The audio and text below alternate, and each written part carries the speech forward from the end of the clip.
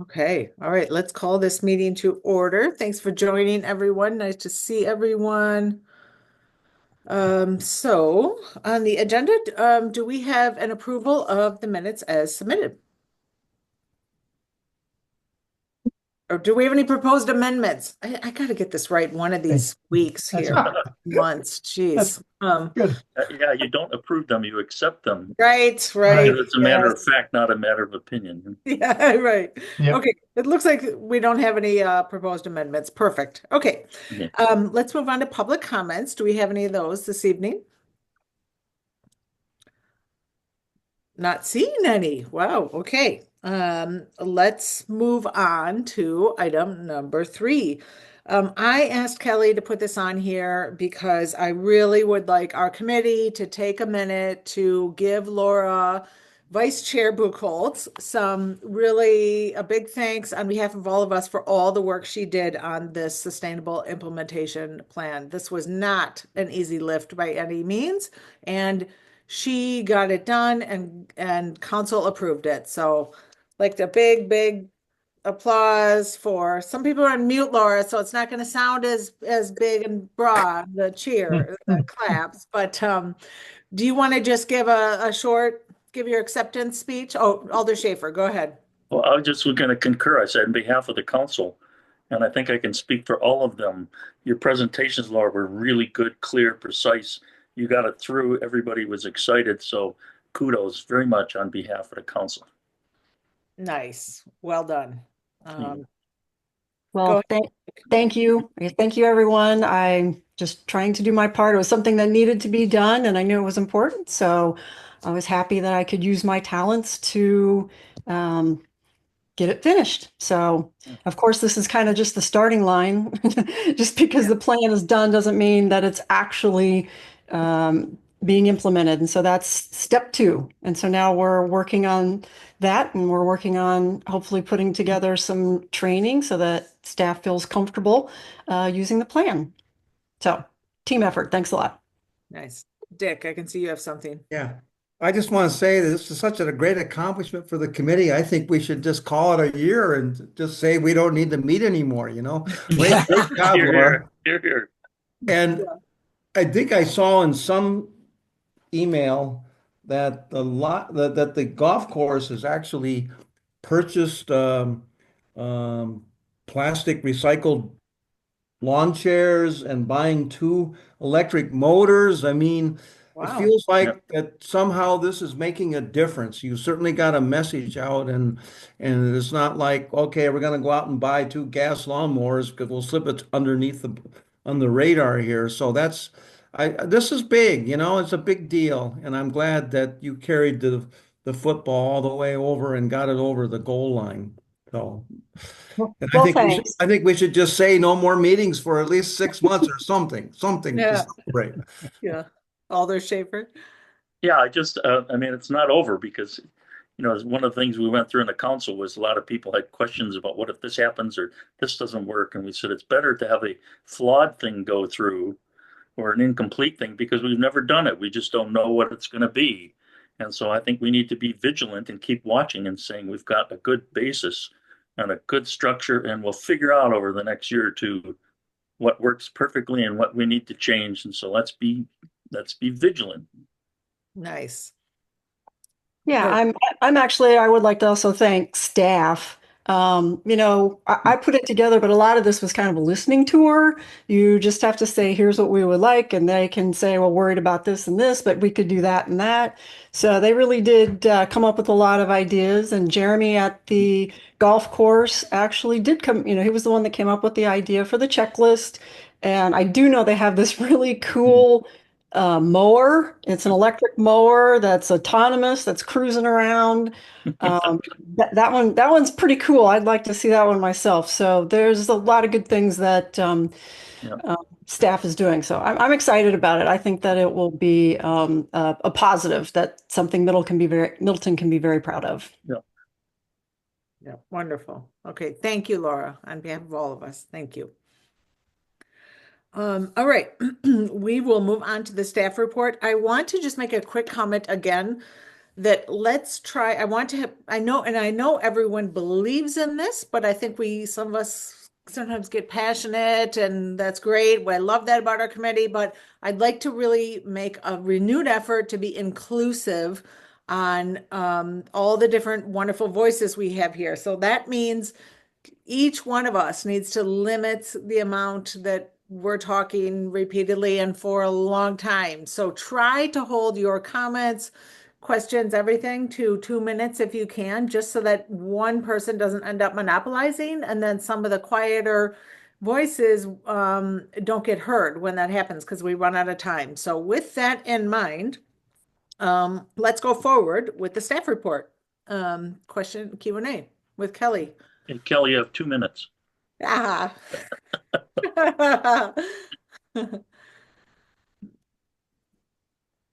Who has questions, comments? This is a great write-up, Kelly.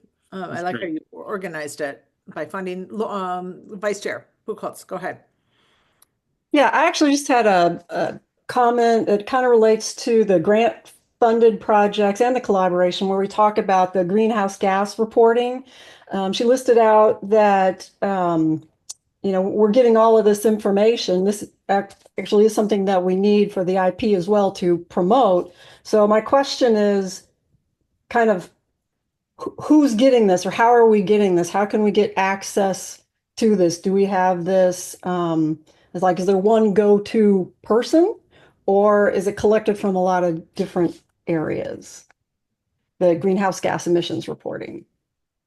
Um, it's it reports on energy used with wastewater and building energy, fuel energy, waste energy that's expended through our waste services. It's pretty comprehensive.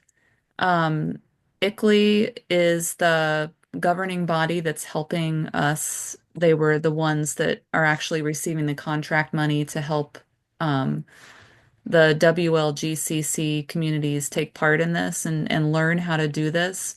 So we're at the very beginning of that process where we're all tasked with finding how much energy we use every year in all the ways.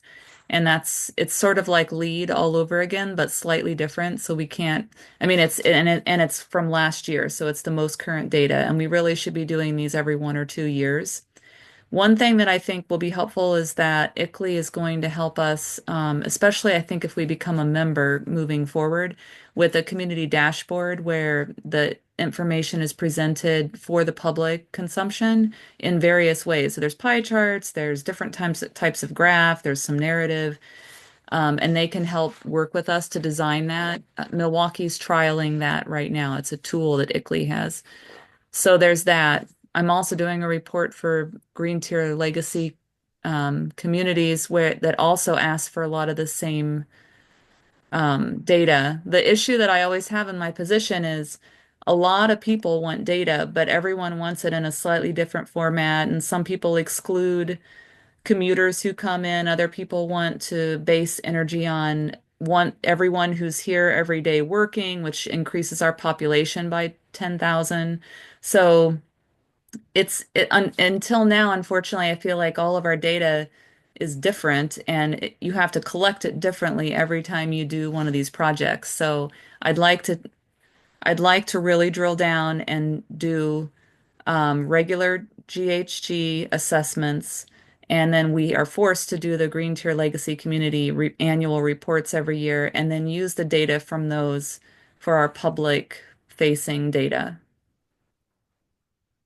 Otherwise, it'll just be too much tracking this, but not this, track this, but not that. So you're the one who actually has to go out and get it, or is it like, do you go to the building at Public Works, or is it just all through utility? Well, I'll be emailing Guy Griffin, who's on the meeting tonight, about some of it. But I think ICLEI is also helping us get this information from the utilities. And then you have to go to the wastewater plant and then our own city utility. So mostly it's reaching out to everyone, but everyone has to get the data and they often need help getting the data.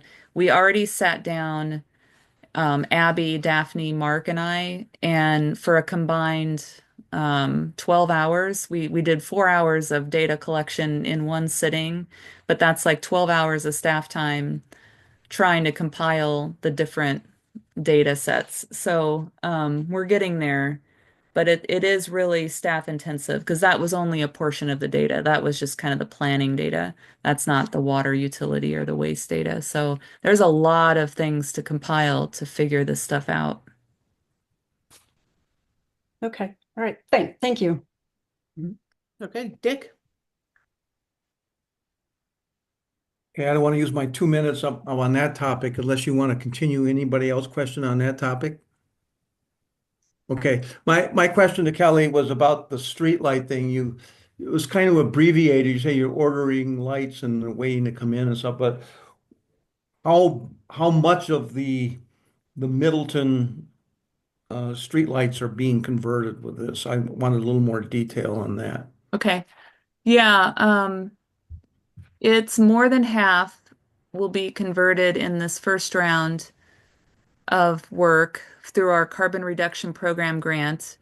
And Wisdot told us 2 weeks ago, they said, we don't know if the feds will extend this grant money like they typically do. So we need you to pay the invoice and send us the all the documentation for reimbursement by March 14th. So a lot of this week was last week was spent like scrambling, filling out paperwork and going back and forth with our contractor to get that stuff paid and all the paperwork signed and then submitted to WISDOT.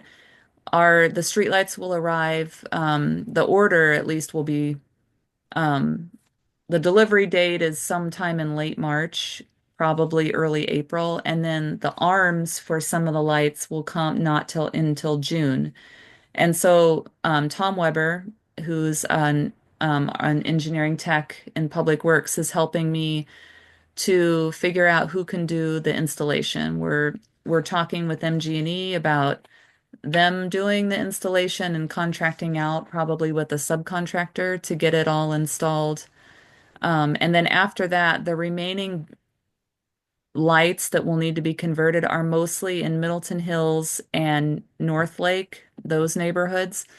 And we need about the same amount of money, but it's much, much fewer lights. It's maybe a couple hundred lights, but they're very expensive because those neighborhoods have fancier fixtures and street light infrastructure.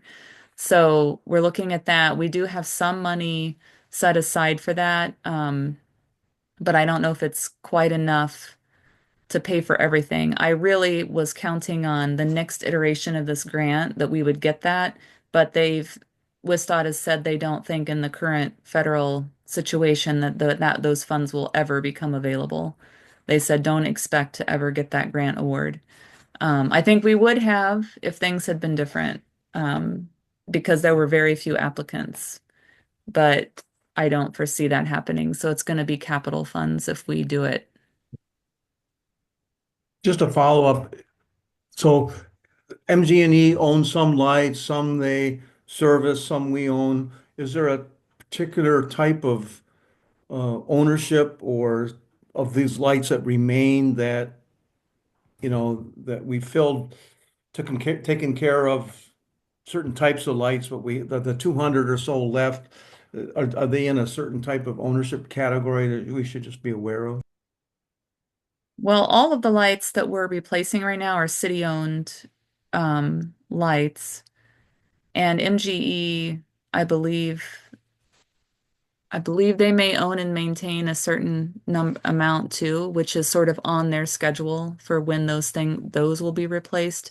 But we can control the city-owned lights, so we're trying to. Okay, so you're really talking about just replacing most of the city-owned lights, but we still have, as I remember from past statistics, you've talked about a fair number of lights that MG&E controls. So we're not really talking about anything other than the city-owned lights. Is that what I'm hearing? Yeah, right now I have all those numbers down to the individual light, so I can send you those numbers or talk about them next time. I don't have them at my fingertips. I can maybe try to look it up while we talk about other things, but I do have all of those numbers on where we're at and who owns what, how many there are. Okay, well, just my last 10 seconds. Guy, can we get any idea of MG&E's plan? Because a 6, 7 year phase out just feels like too long, and we have energy goals for the community that are shorter than that. So I'm really curious about the lights that are not planned right now to be converted to LEDs. Yes, Guy, you can talk. I'm allowing it. Thank you. Sure, no problem. Just wanted to double check before I did. Thank you. Thanks. Yep. Yeah, MGE does have a small crew that does have plans to go around and change out all the lights that are still existing there, not LED, not just in Middleton, but in all the communities and locations that we have lights. As far as that schedule, I don't know that, but I do know it's a small crew. I do know that they're also out, the only crew to go out and repair lights when things go out. And so that takes away from their timing with everything as well. Okay. You happy with that answer? Happy enough, Dick? And Well, I guess I don't feel, I mean, okay, here's some prairie that got the award for the first community in Wisconsin to being 100% carbon neutral. In Middleton, we've really been trying hard to meet our objectives, but it feels like we have lack of control over a lot of our streetlight conversion, which would be part of meeting that government, city government objective.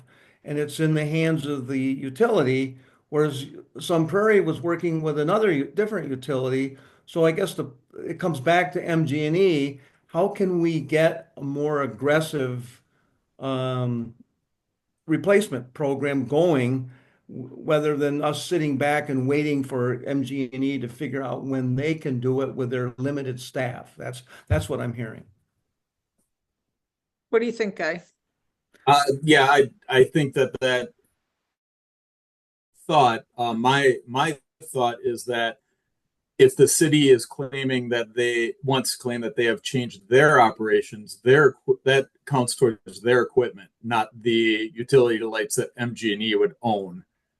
And then the city of Sun Prairie has Sun Prairie Utilities, that is their own utility that they work with. So I guess I would think that if the city would report on its infrastructure, that would not include the MG&E lights. Okay, right. Yeah. All right. How about this for now? So, Guy, just know that we appreciate you coming to these meetings, and if you see opportunities for partnership or ways you can, advance things forward, with our help, and I know MG&E has its own different financial structures to, be responsible for as well. So, we're definitely well aware of that. But if there are opportunities for partnership, please don't hesitate to come forward to us.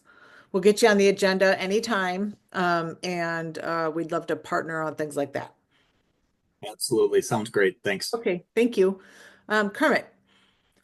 Yeah, thanks. Kelly, one question I have, I see, a laundry list of wonderful grant-funded projects and capital ARPA projects. And I'm wondering, what are the contingencies as it relates to any of those projects that don't have signed contracts with the federal government or federal, whatever the agency is that's managing federal funds? Because my current understanding is that if there's a contract, odds are pretty good that we'll get the money. And if there isn't a contract, given the current administration, we're out of luck.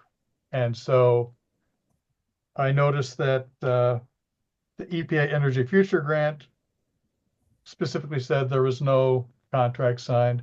Is that the case for any other grants, and what contingencies are in place or plans to fill the gap or throw in the towel? Well, the Energy Future grant probably won't come through. That's Right. probably dead in the water. That's what Jessica Price says in Madison. We don't have any confirmation of that. It's been a communication blackout since the inauguration, so they cannot get any information. With the RECI grant, which is the energy codes and sustainable building guidelines, they're proceeding with all the work and we're still meeting and doing the stuff, but DOE has told Slipstream that they are not to contact them, that DOE will, which is Department of Energy, will reach out to the stakeholders when they deem that they Mhm. will. So it's sort of another communication blackout, so no one really knows.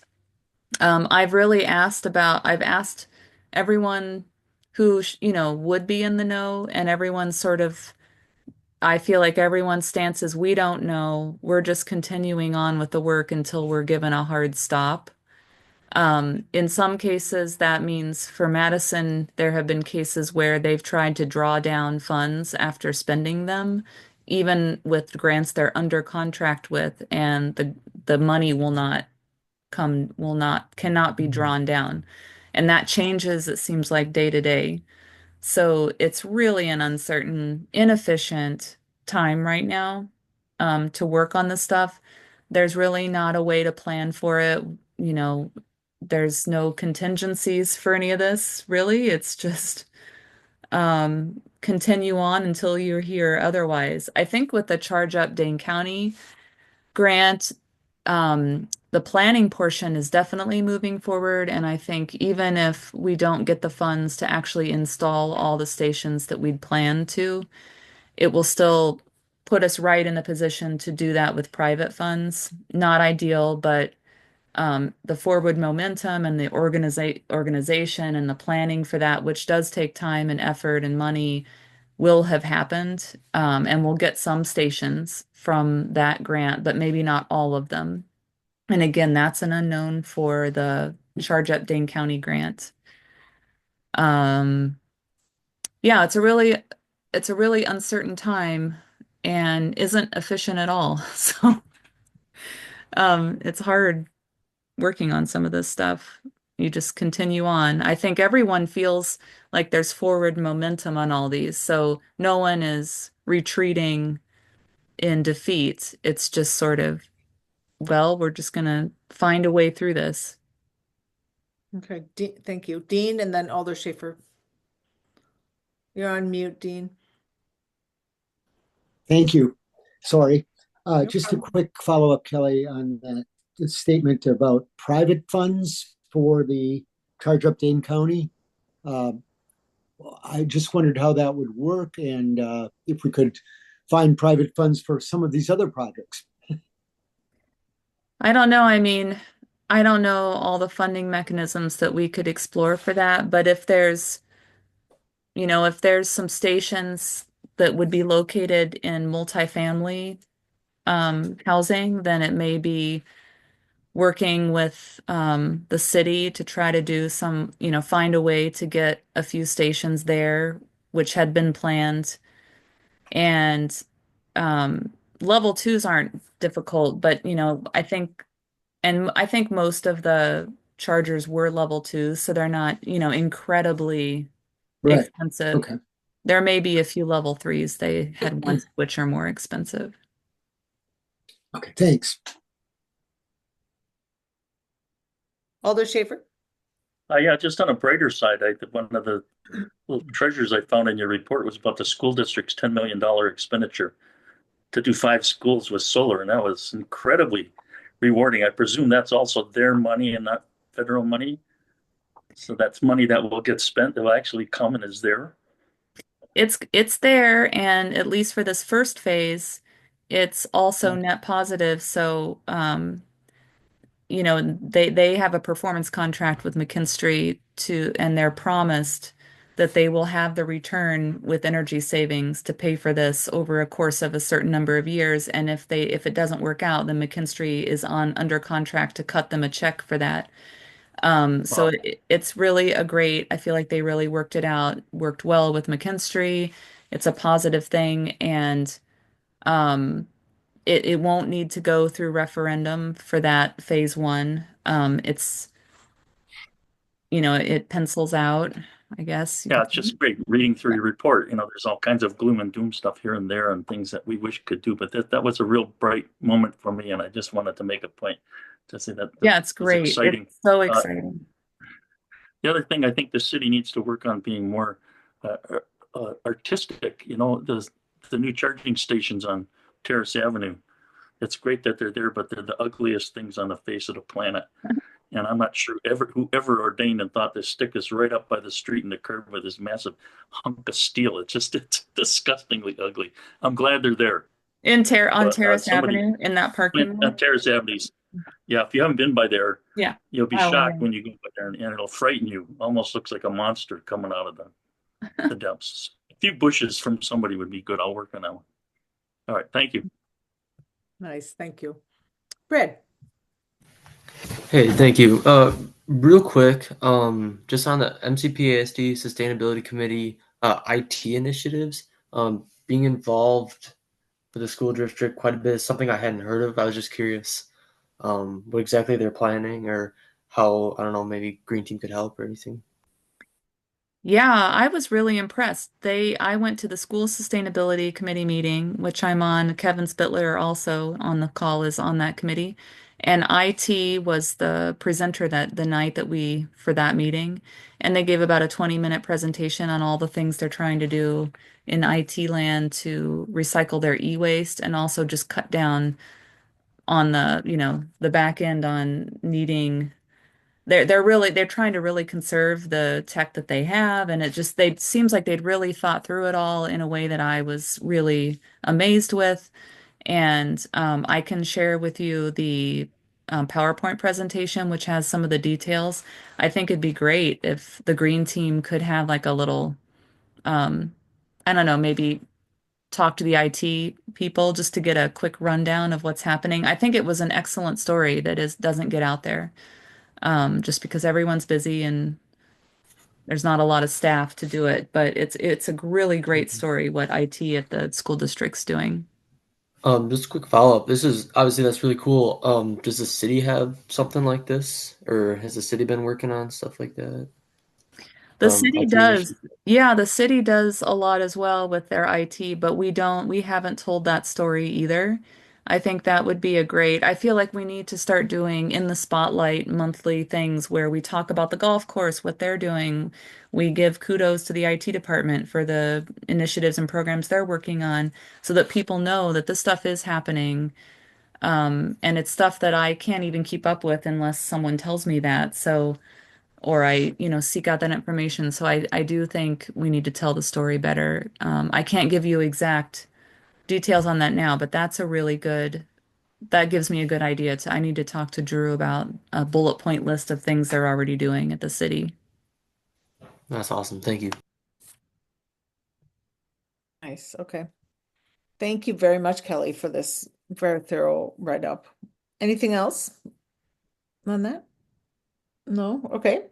Let's move on then to operating budget review. So I don't think we've spent much money. Kelly, we could put the chart, maybe. I didn't see the chart. Did I miss I it? didn't. I forgot to attach the chart, but Yeah, really there's no nothing problem. yet except Yeah. some parking costs, but we did Yeah. submit for the utility flyer. It's the same Oh, cost good. Yeah. as the last round. So that will come out of the future month's Yep. balance. Yep. I think communications would be, if we want to spend on communications, but again, let's table that. People can comment or work on that in between meetings for sure. But there is money available in our $10,000 operating budget for this year. Let's move on to work initiatives. This is exciting. Okay, Oh, just to yeah. follow up on the Yep. budget Yep. you talked about, is there any need or thought about getting another intern, Kelly, to help on different things this year? Yeah, I would love another intern. June was really helpful. It takes a lot of time to set an intern up, but it's worth it because there's also a mentorship involved and it helps them as well. And I really enjoy it. The issue is I was thinking of the timing.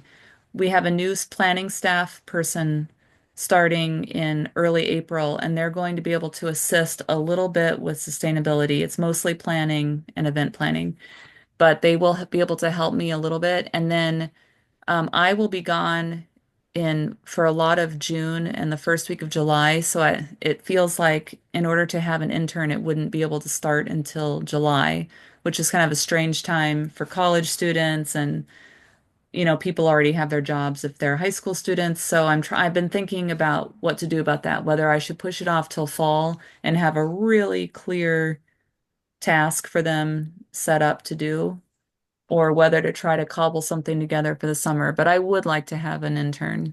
It'd be really helpful. Just to College. follow up, I think it's really important use of some of our committee budget to help fund these interns. We've done it, what, for a few years now, and I think and my sense is it's been valuable to get stuff done. And so I can't think about suggest what things that you want to have an intern help on, but I think you should really put some thought into it so that money gets set aside right away early in our budget. Yeah. How many, Kelly, I know my daughter's a UW Medicine sophomore. She and tons of her friends are doing internships now and so in the fall, so I wouldn't, and I've met some UW students now because the housing crunch in downtown, they're actually coming out to Middleton. There's some UW students that love that new bus route and they live in Middleton, which Wow. probably doesn't help Middleton's housing situation with all these students coming out here, but the short supply. But anyway, it seems like fall would be good too, if you like that idea. Yeah, I Yeah. like the fall and clarity because you Mhm. get the better bang for the buck instead of sort of scrambling just to have it. Yeah. So I would certainly advocate for a very clear, precise use in the fall, but go for it. And Yep. Yeah. Agree. And students need to know months ahead of time as well to plan for that, to Yep. get the best applicants. Yep. Okay. Good. Okay. Let's move on to the work initiatives. Brad, do you have any green team? Oh, and I got your email, just haven't followed up yet, but I will. Thank you. Not a problem. Not a problem. Yeah, thank you. Yeah, so just for everyone, start with an update on composting. So basically, we were originally going to work with Green Box, and they were going to, charge us money to pick up the composting. And we haven't worked with them before. So when we met with like the operations supervisors at the high school, they said that we should work with this other company. I don't remember off the top of my head, but they're willing to pick it up for free, or it's like I don't know, they're willing to pick up the composting for free. We've worked with them in the past.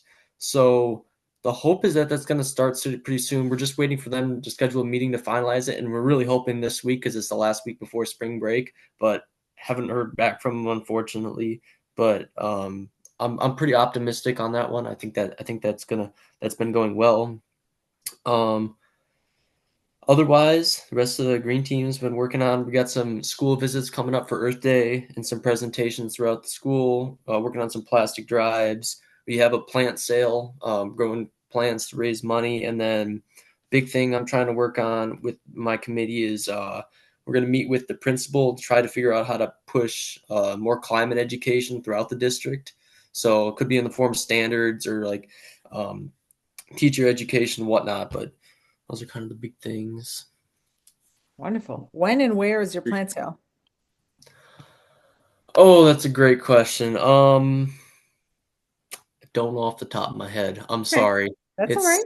Garden Club that runs it. I believe it'll be sometime probably during the school day. It's usually during lunch, so people Okay. going into it lunch, but Oh, nice. Okay, so it's for students mainly. probably more of a student thing, yeah. Okay. Okay, got it. Cool. That sounds great. Okay.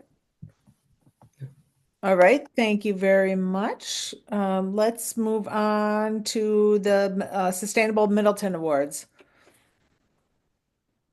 Deb, you want to summarize the meeting and then I'll go through the six candidates? Okay, we met, the subcommittee, selection committee met on Thursday of last week and went through all of the applicants. What we also talked about during that time, and I'm going to let Dick read his descriptions, which tell you what they are, what they applied what aspect of sustainability they applied with. But we talked about trying to get the word out because we only had 6 applicants. And is it people are too busy? Is this not well advertised? You know, what's going on? And one of the things we talked about, and this would be Alda Schaefer maybe could help us out, and that would be if each of the Alder, I got so many cats. Can't And hurt them, can you? if each Alder would nominate one person from their district for this award, that would be what, 10 applicants? Is that how many Alders there are? There's 8 of us. Or 8, there'd be 8 right there. And just to get it going, you know, and be kind of a reward for somebody in your district. And that the idea originally came from Lisa Hanaro, and but she didn't nominate anybody this year. So I was hoping you could take it forward and see if we could get people. Well, I can push and promote it. I mean, Yeah, part of the problem, my issue is, you know, I've got a district and I don't really know who's doing what in the district. You know, it's sort of, unless something rises above and gets into some awareness or news, or somebody starts saying, here's some suggestions. But I'll think about that and maybe. Yeah, we're talking about for next year's. Yeah, I understand. In the fall. Yeah. Right. It's a matter of setting a tone and then having people pay attention, and they've got 10 months to pay attention. And so I'll certainly bring that up. We're meeting tomorrow and we'll talk about this committee meeting, and I'll bring it up at that meeting. Great, thank you. Well, okay, well, with that, I think you want to know who the winners might be if you approve. So go ahead, Dick. Okay, well, there were 6 applicants, and 2 of them were private citizens. One was a city employee. We've expanded our criteria for who can be nominated to include city employees who have gone above and beyond their normal duties. And of course, we have 2 businesses and 1 nonprofit. So in alphabetical order, I'll read off who the nominees were. And like I say, all 6, we, as a committee, group committee, we averaged our 5 votes. Deb really pushed last fall, having a scoring sheet where we have kind of numerical scoring, even though there's some subjectivity to what score you give, but at least we have some documentation about what that is. So the first one, and I'm reading them off alphabetically, is Faye and Brian Hartman. And the accomplishment statement, these are draft statements, and these people have not been notified yet of their award, but I think at tonight, our goal is to read off these 6 and collectively have the committee as a whole committee approve our subgroups nomination. So here's the first one. Faye and Brian Hartman for constructing, maintaining a beautiful set of complementary landscape gardens of diverse native plants around their home property with informative signage for passersby to learn about deep-rooted plants in their raid garden that infiltrates runoff from their roof, driveway, and sidewalk, and attractive gardens of seasonal blooming plants in the rest of their yard and street terrace that attract pollinators, and also for building a backyard sanctuary habitat for birds and other wildlife. This is the city employee one, Tony Crone. He was nominated in his capacity as Middleton's City Forester Conservancy Lead for spearheading the city's implementation of its urban tree canopy strategy that has required planting 150 trees annually to help reduce urban summertime temperatures, to improve air quality, and to sequester carbon, and for managing a successful tree care program for infestations of the spongy moth and emerald ash borer pests deleterious to trees throughout Middleton. The third one is another individual, and this one really jumps out to me. Kevin Munson, for his outstanding stewardship of the Pheasant Branch Conservancy through his tireless environmental education contributions that include frequent conservancy happenings, in quotes I put, posted on social media, like next door, presentations at local clubs and organizations, and a multitude of friendly on-site conservation conversations with diverse conservancy guests over the years. In addition to this long list, two recent contributions are particularly noteworthy. Donating a mounted telescope to view an eagle's nest from afar that has allowed his frequent blog postings of the eagles, coupled with teaching people how to take cell phone photos through the telescope. And number two, his recent publication of a wildlife photo book showcasing the Conservancy's biodiversity. The first business that I've got listed here in alphabetical order is PKK Lighting. For being the city of Middleton's and surrounding areas' zero discharge recycling facility to fully recycle 100% of fluorescent tubes and ballasts that are considered hazardous waste for mercury and PCBs not accepted at local landfills, and for providing to businesses low energy use lighting solutions. The fifth award is to Thermo Fisher Scientific PPD Middleton Lab for donating and helping set up a vertical hydroponic garden unit at Pope Farm Elementary School in the Middleton Cross Plains Area School District, and for providing material used by teachers in developing grade-specific curricula that integrate science and engineering while emphasizing problem solving, logical thinking, and analytical STEAM skills to students about growing food sustainability. In the process, the hydroponic garden provides leafy greens for the school's cafeteria salad bar with excess food donated to Middleton's Way Forward Garden.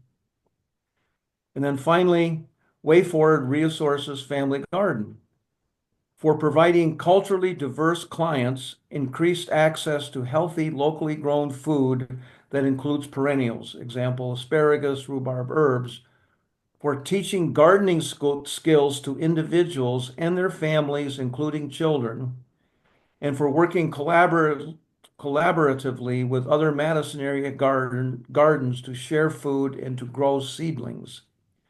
Since the garden's inception in 2012, more than 200 families have been served by this nonprofit organization. So those are the six applicants that, and like I said, our subgroup, including Rick Eilerston, who's on, I think on there tonight as a business leader. There's three committee people: Christy, myself, and Deb, and then Kelly as the sustainability coordinator for the city. The five of us voted, and all six got high enough scores and some really good scores. We want to give them all awards. The two businesses and non nonprofit will not only receive the certificate that'll be mounted on the reclaimed wood plaques like we've done in the past, and then the other three will receive the certificate. We've decided that Tony Crone, as part of this being an employee of the city, will not get the $100 honorarium that we're sending along with the other two private individuals. Deb, you have anything more do you want to talk about, or Kelly? No, I think you covered it all. If you have any questions, please ask now, or if we could get a nomination. Yeah, we should say that tonight we would like to have a vote on all these six so that the full committee endorses what our subgroup has done. And then I will complete the certificates that the same style that we've passed in the previous 2 years and send them to Alpha Graphics for printing the certificates. And then I have excess plaques that Rick and I helped put together, and I'll be giving Alpha Graphics 3 of the plaques so they can mount their certificates on them. And then the goal is then on I think it was April 15th, city council meeting, John, that Kelly's going to arrange to be on the agenda, just like we did last year, to make our presentation of the awards and have representatives and the individuals coming to that meeting to accept the rewards. The Well, I look forward to awards. hearing it again. Awards. Sorry. So Kermit, you have a question? Yeah, two right now. One, I missed the person or the business that came after, I think it was Kevin Munson. Who was that again? PKK Lighting? Yeah, it was PKK Lighting. PKK Lighting, okay. And what were they doing again exactly? They are 100% recycling fluorescent bulbs and ballasts. Okay, got it. Okay, yeah. And they also recycle e-waste, which Dick didn't mention. Okay, so that's something I want to up. Deb, you want to help me get that fixed on our statements? These are all draft statements, so we're not releasing them as official business tonight, but I've just read the draft that I wrote up this afternoon just so you have an idea what each one was doing. But yeah, that e-waste, yeah. They were impressed. And Okay. then actually this is question 1A for the way forward. That's for the community garden in particular, or for way forward? Because it occurs to me that they could make a sustainability pitch for the fact that they are basically reducing waste by catching food that would otherwise be thrown out and making it available while it's still useful. Well, And also, I think they still have a clothing closet, which does a similar thing for clothing. So, well, the only problem, Kermit, is that Yes, I fully agree with you, but this was a nomination for their garden themselves. that's what I was asking. If that's the case, then Yeah, that's what the nomination the was other about, the points guy can with the garden. can slide for now. Yeah.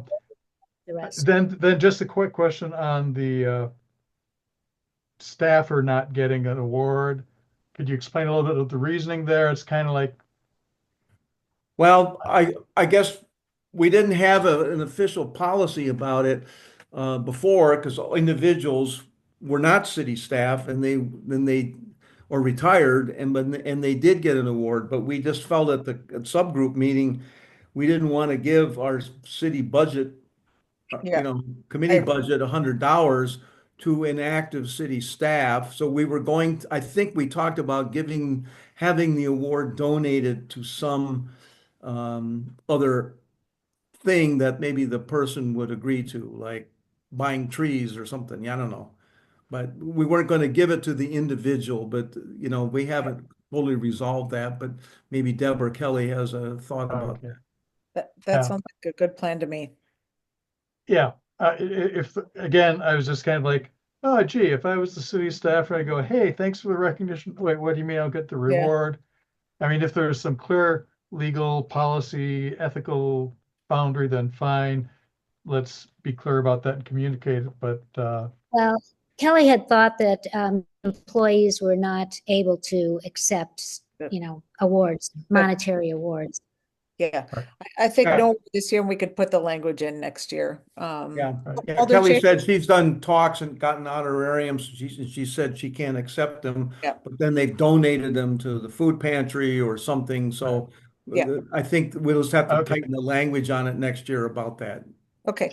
then I would feel better about saying, and the award money because of ethics guidelines are being donated in Yeah. the employee's name to the Pheasant Branch Conservancy or some other great group. Okay.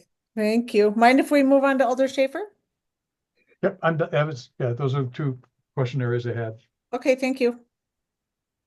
John, You're on mute. you're on mute.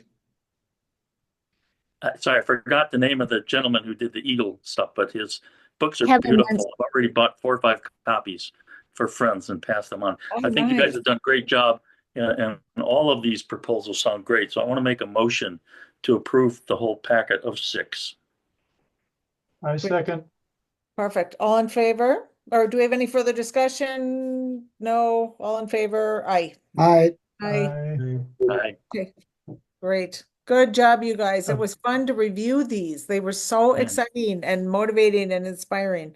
Yes. Christie, just for the record, could we ask for any opposed? I mean, just to make it official there. Any opposed? No. Okay, thank you.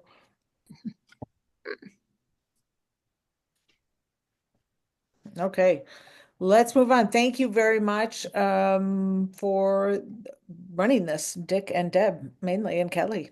It's fabulous. Okay, Sustainable You. Okay, Sustainable You. In February, we had Saltwise with Allison Madison, and she was concerned that she didn't see a lot of advertising for her talk. And in effect, 3 people came, and she was, I guess, rightly upset that she felt we had kind of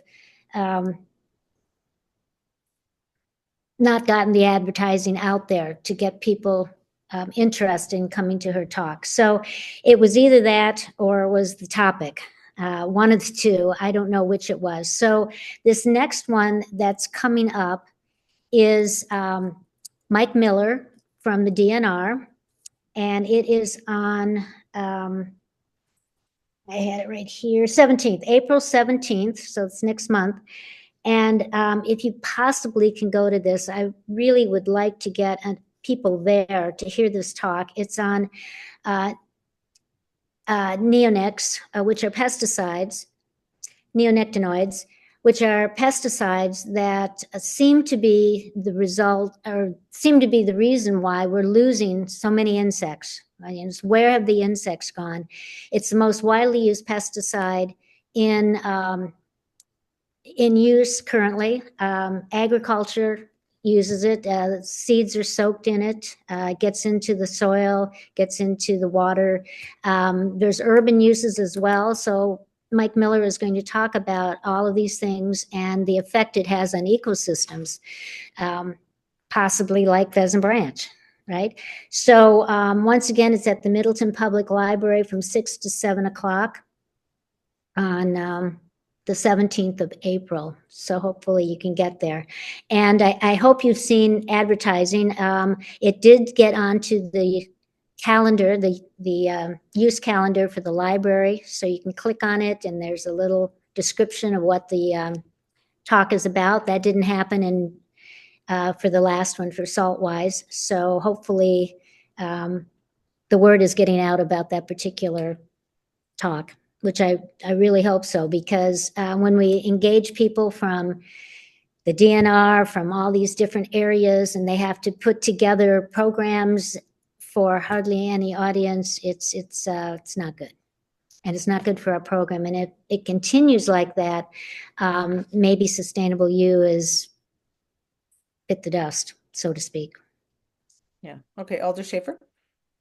Yeah, this may be out in left field, but we had a big thing with the city with this big electronic billboard out on Highway 12, west of the Beltline. And one of the solutions was the thing was built illegally, and one of the solutions to let it go forward was that the city gets 1 out of every 10 advertisement slots on that billboard. And it's visible to everybody on 12. And I don't know if anybody's thought about who in the city is in charge of that. But there's certainly, or whether people on Highway 12 are going to pay attention to it, I don't know. But that's one sort of big advertising moment that just was handed to the city as part of this agreement that's there. And I don't know if anybody's taking advantage of it. So it might be worth looking into. And who would look into that? Who would be the contact? I don't know who would be in charge of looking into that, but Brent, maybe I guess. I can ask Brent about it. I didn't know that was a good Yeah, I mean, they built the sign illegally and then they didn't want to take it down. And part of the solution through lawsuits was ultimately that they were going to supply free Wi-Fi out at Lakeview Park, and that we would get, for a period of time, one out of every 10 advertising slots on that billboard. And so the billboard is now live, and I think it's worth looking into. So nice. I'll ask Brian about it too, see what I can find out. I've seen that billboard coming from Wisconsin Dells back to Middleton, and they were advertising to vote for Trump. And I thought, oh God, yeah, we only control 1 out of 10 slots on there. So now tell them to come to, Sustainable You. So I'll check Yes, into it as well. that would be a good thing. Nice. There you Okay. Good name. Oh, Kermit. Yeah, for the PR question, I mean, in previous meetings, we've had conversations, oh, well, we're gonna let the city's PR guy know and he's gonna run with it. Did that happen last time or previous times? Do we need to improve our communication with him so that we can see some amplified messaging for Sustainable You and other stuff? I'm gonna let Um, Kelly answer that one. Yeah, I talked to Brent about it and he told me all the things that he had done and I did go back and look and see that they were posted on Facebook. They were sent out multiple times on the city's listserv. It was advertised in different ways that we had discussed. And we've done it the same for all the different topics. So I think, I don't know if this time it was the topic wasn't as gripping for people and also combined with this is, I think, a unprecedented time for people and especially the last month. So I think people are also a bit overwhelmed with a lot of I mean, that's totally my own biased feeling about how my own brain space is. But I'm not sure what the answer is. I think we should continue to try different things to see what sticks. I do think having alders putting things in their newsletters, like there's additional low-hanging fruit probably that we could do. Um, but we did advertise in the same ways, and Brent did send it out multiple times to all the different channels that he has available to him. So, it was out there. Okay. Thank you. That's good. I think one of the big things we should do, and Allison brought this up herself, and I think it's really true. With these topics, if we can find other organizations who are working on them to also promote them to their networks, that would be helpful too and help the impact. If it's conservation stuff or it's something that Friends of Pheasant Branch could help with, or Madison Metropolitan Sewerage District, whatever the other organizations are, we could try to partner with them as well. That's a good idea. Maybe that's the answer, Deb, is, partnering with other groups for such a Oh, wide range of ownership. Yeah. yeah, the Friends are putting in their newsletter that comes out in the beginning of April about the neonics talk. And neonics, I always say that wrong. Neonics, neonicotinoids. And Madison Audubon, which are not called Madison Audubon anymore, but anyway, they just had a talk, filled the room with these pesticides and birds and the effect on birds. So the interest is out there. If we could just get, the word out. Hopefully the date is good for folks. Okay. And then for the record, Kelly will be following up with Brent for the PR again this time around if you haven't already. Yeah, everyone has all the information and details and graphics. Brent did mention that he wouldn't start the advertising until late March or early April for this one. That's just how he says it works, that if you start it months ahead of time for a Yep. singular event, it doesn't hit as much as if you do it in a timely way. So he has a plan for Okay, how to push it out. Okay. thanks. Okay. Let's move on to Good Neighbor Fest. I don't really have anything new to discuss that we didn't discuss last meeting. We've already agreed, as the minutes indicated, that we're not going to be handing out bags. I think we get past this award ceremony thing, and we'll start thinking at the end of the school year in early summer about getting people together. But please, committee members, put it on your calendar uh, if you're around to be part of the parade. Brad, we're going to need some people from the green team. I know a lot of students are in other clubs or in band or, and so if we just have an idea of who would be in it, as long as they know that we are going to have a presence in the parade. Um, And I think we've got to talk about some new signs and maybe in a month or two, we can put our heads together about a few signs that we think posters that might be particularly relevant, and maybe we can get them drawn up by somebody and get a couple made at least for this next year's parade or this summer's parade. That's my Well, thought. Deb, you want something? yeah, according to the minutes, I wasn't at the meeting last month, so I apologize for being absent for that. But it talked about having students producing the signs, for Middleton High School. And if that's the case, we can't wait 2 months because that's Yeah. too close to the end of the year. I personally feel that getting the students to do this, unless Brad, you know of a couple of students that are interested or would be interested in making signs that would be relevant to the sustainability message that we want to have for the parade. If you can find a few that would be interested in doing this and artwork, I'd be happy to talk with them and figure out the logistics. Um, but talking to an art teacher now, spring break's coming, getting towards the end of the semester, finals and everything else, it feels like as far as a class project would go, it probably is a little late to get started. But any thoughts you have on that? And particularly if you can just mention it at your green team committee when you meet. I think you said you're going to meet tomorrow. Just talk about it. If anybody, we'd like to have green team people march in the parade. And if people have a really relevant sign that they want to do, and if we could get it done well, we could actually get it printed up and mount it on a real poster with a solid stick at Alpha Graphics like we did a couple last year. Okay, Brad, do you have comments? Go for it. Yeah, so I did talk to Green Team about that, and I didn't get anyone who was like super excited about it out of the gate, but I did find one person who has some experience in graphic design, and I could definitely like continue to talk to him and continue to like push it out there. I'm not an expert at graphic design, but I did a little bit of brainstorming myself.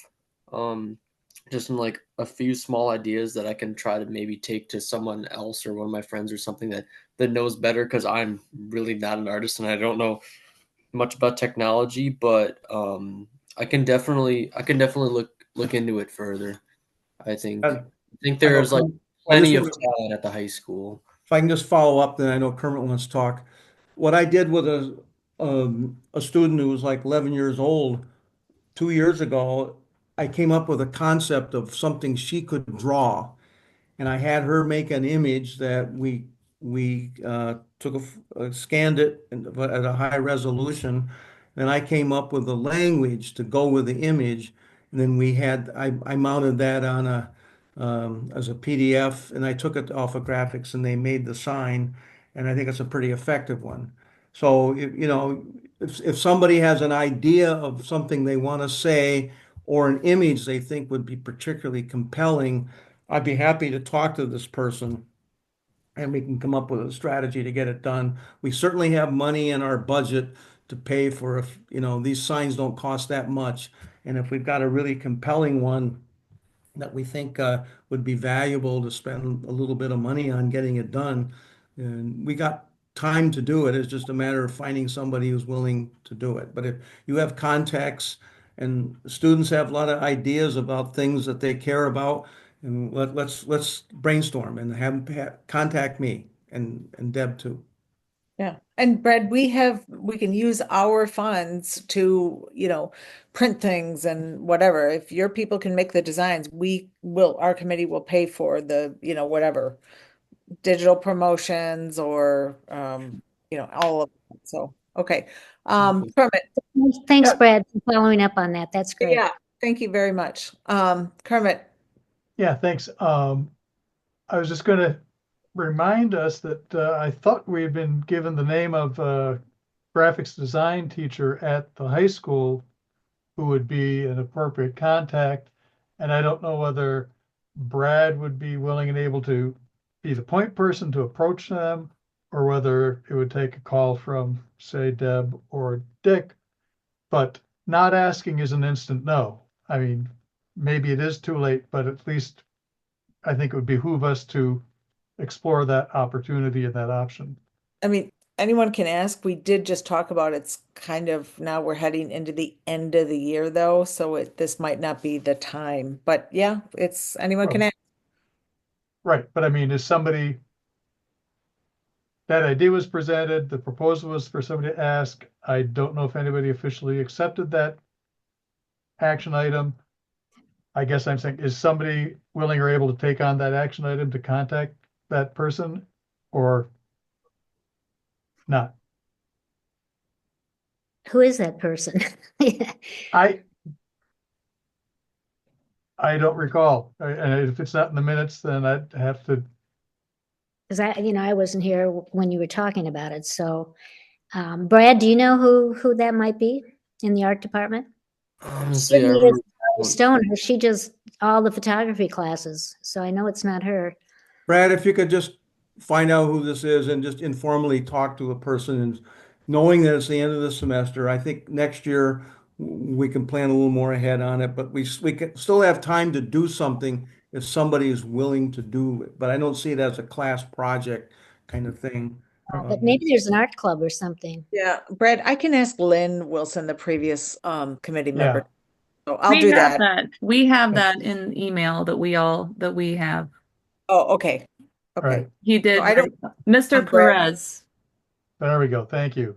Perez. I thought Lynn had said he had a name, but I forgot where he'd put it. Okay. Okay. Perez. Okay. All right. Thank you. Let's move forward. Recycling Center anniversary event.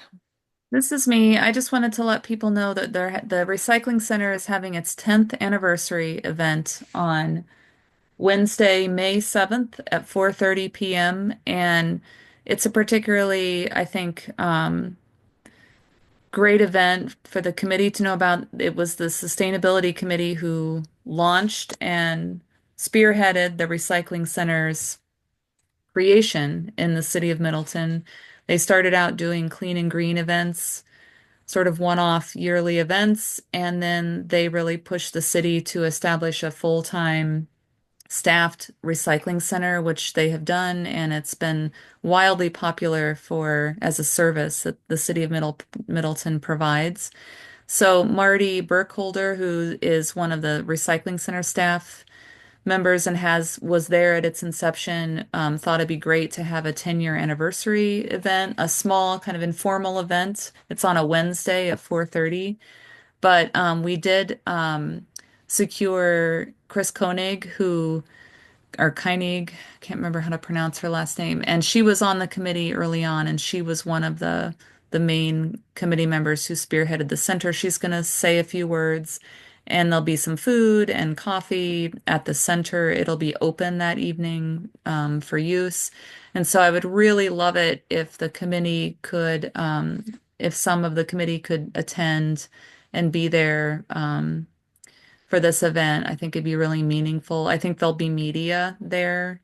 It's a really positive story for the city. So that's on May 7th.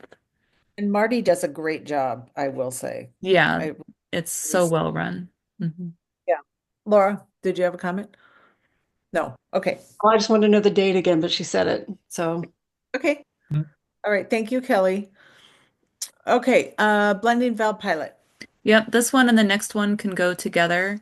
I'm gonna stop my share and then reshare the utility flyer real quick, and then we'll kill two birds with one stone. Let's see. I wonder, can you, I know you're seeing them in do you see the Sustainable You flyer right now? Yep. Okay. I never know how this shares when I share my screen. Okay. So, we made sort of a very quick last minute executive decision to go ahead and put out a utility flyer in the spring utility bill. And for lack of like a lot of time and effort, we put in the edited Sustainable You flyer on one side, which advertises that, and then the other side has the blending valve pilot information. Ideally, it would have been great to have a half page of the blending valve and then another half page of why salt use is, damaging to our waterways and that kind of thing. Laura had some great ideas about that, but with time being the essence and MMSD was able to provide this one page, we did that. So that is what people will see as a one a one page flyer, two-sided in color in their utility bill. Um, so that's that. I'm gonna stop share. Oh wait, no, I don't need to stop share. Okay. Okay, Is it thank back to you. yeah. Okay. Okay, great. That's all I really Good. have to say about those things. No more May? No more May. All I'll say about that is that this has been something the committee has taken on or been involved with for several years now, often in conjunction with an alder who sponsors a resolution. It's typically been Alder Hanairo. And I was talking to Kevin Short, who's the Assistant Public Lands Manager this year, about how the science and the thought on no mow-may has evolved. I wouldn't say that it's completely different, but it's evolved to be more nuanced. People have now heard of no mow-may. People are more aware of the importance of pollinator species, but we need to be more in line with the science that maybe allowing your grass and dandelions to grow 12 inches in a rainy spring season isn't as helpful as it would be if you actually planted some native plants and did some other things in your yard throughout spring or even throughout the year. So Kevin said that, we could get together over the next month and come up with a draft. I don't know if it would be a resolution or whether it would be language we'd put on the Parks and Rec website as well as sustainability and then publicize, but sort of an information sheet with resources and a stance that, we hope people take part in something like a less mow-may or a beneficial habitat in your yard kind of push in the spring. So I don't have any copy to show you, but I would like to try to get that and then present it at the next meeting in April, which is already pretty late, but that's as soon as we can both work on it as well and let you look at that. And if anyone wants to be a part of that or has strong feelings about that, reach out to me and we can loop you in on that effort. Or if you have any great ideas about how to structure that. I just feel like people expect it and people call me every year wanting to be able to do something at a low entry level of effort, but they want to be part of a solution. And so to just drop the ball completely this year, I didn't want to just not address it at all. So, Yeah. but I don't want to address it with a complete no mow-may again. So Kevin and I are going to talk about that. Okay, thank you. Okay, and it looks like you have paper shred day listed, so that's pretty That's self-explanatory, right? self-explanatory. We do need one or two volunteers. Marty's going to reach out to MHS to see if there's any green team folks or people who volunteer at the center, which they do, who could do this. It's 2 hours on May 30th in the late afternoon, and it's downtown this time. It's not at the recycling center. Okay. And That's what time? It's from 3 to 5 on May 30th. It's booked with Pelletieri. Um, and it's a really popular event. It's what I receive probably the brunt of my phone calls about throughout the year is when is the paper shred event? So, okay. yeah. Downtown. Okay. Earth Month events, Kelly, anything for that? I just kept it on here if there was anything that came up. We have the event, I think, on April 9th, which will be at Holy Wisdom Monastery, which was on your agenda last meeting about a panel discussion about where Middleton is at on their sustainability goals. There's also the event at the Christian Community Church out on Mineral Point Road. I believe it's where it's at. Kermit, Yeah, that is Middleton run every Community year. Church Yep. out of Old Sauk, I think. And we had luck, thanks to Deb and the committee, we now have some nicer tablecloths and visuals that we can have available for our tabling event. I'll be there. If anyone else would like to take part in that, feel free. It's a really great event. At least stop by if you can. It's an all-day event with lots of great speakers and resources, and so many people in the Madison area are there. So you can talk to the transportation people and then the native plant people, and everyone's there. Mhm. Okay. And Great. what's the date again? What's the date again on that? I'm gonna look at the calendar. I think it's after Earth Day, I believe, this year. Right. Let's see. Earth Day every day, 10 o'clock until 2 o'clock on the 26th. Yeah. At Middleton Community Church, Mhm. 645 Shavy Road, just south of Old Sauk. Yeah. Right. Okay. What did you say the times were? I have 10 to 2 on my calendar. 10 to 2 is what I have as well. Oh, that's what you said. Okay. All right. If you're setting up or taking down, then you want to show up earlier and hang out later, but Right. Okay. Okay. So last one, short discussion of IRA. I'm curious about this one. Do you have do you have thoughts on this last one, Kelly? I didn't. This was a request by Kermit, and so I put it on the agenda to provide space for any discussion that the committee would like to have about any actions you may want to take or concerns you have about this. We did cover some of it during the staff report, Okay. but I'm willing Right. to talk about it. Did you, Alder Schaefer? You're on mute. I guess it seems a little premature to talk about it in any detail because it keeps changing every single day. And I think we should look at this as something we deal with at each point as something new comes or we get some new information. But and welcome to talk about it. But it seems we're just spinning wheels if we do that. Vice Chair Buchholz. Yeah, I just kind of wanted to follow up on that a little bit. I read an article today that was talking about how there are several Republican congressmen that are lobbying for keeping major parts and at least the tax credits and things like that um, because it's beneficial to their district. So we don't really know what's cut yet and what's not going to happen. And if you have, Republicans that are fighting for it, that's a beneficial thing with this administration. And apparently that is going on right now. So I don't think that it's all going away. And what happens, I think will just tell us the tack they're taking is energy independence and energy dominance. And so anything related to energy, they want to keep within all of the above strategy. And so that's what they are lobbying President Trump with.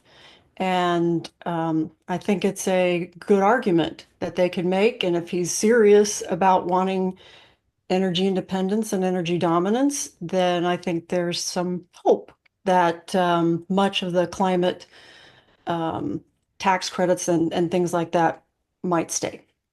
I actually read something in the Wall Street Journal today about Bill Gates and the direction he's taking now with a few things. And in that line of thought, Laura, thank you for bringing that up. It's like, okay, well, let's fine. Not fine, but let's play by your words then.